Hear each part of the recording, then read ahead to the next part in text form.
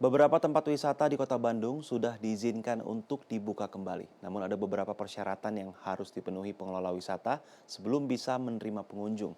Tempat-tempat wisata di Bandung diperkirakan bisa dikunjungi lagi pada akhir September. Suara permainan angklung mulai terdengar kembali di Saung Angklung Ujo setelah tutup sejak Maret tahun lalu. Untuk buka kembali, Saung Angklung Ujo harus memenuhi beberapa syarat.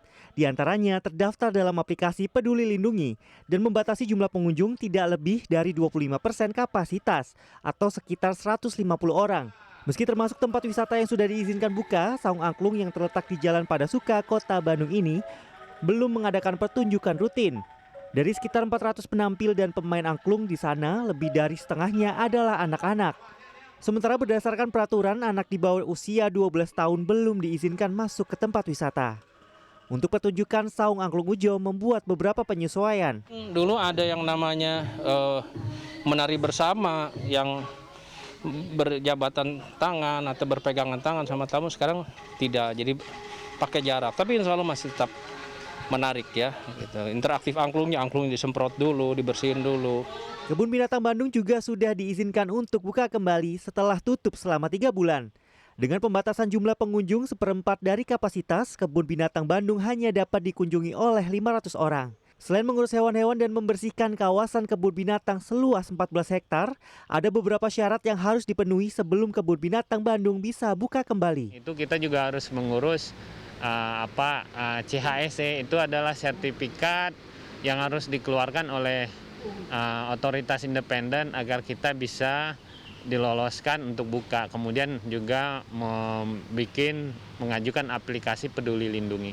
Berdasarkan peraturan Wali Kota Bandung nomor 94 tahun 2021, ada 5 tempat wisata yang sudah diizinkan untuk buka, yaitu Saung Angklung Ujo, Kebun Binatang Bandung, Kiara Arta Park, Karang Setra, dan Trans Studio Bandung. Agar tidak terjadi lonjakan jumlah pengunjung ketika tempat-tempat wisata dibuka kembali, para pengelola tempat wisata harus melakukan antisipasi secara konsisten. Ya, intinya sih pengendalian lah ya.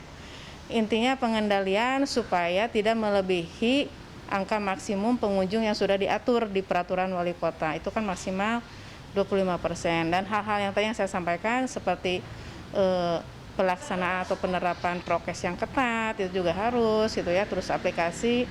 Untuk mempersiapkan diri dan memenuhi syarat-syarat pemerintah kota, tempat-tempat wisata di Kota Bandung diperkirakan baru dibuka pada akhir September.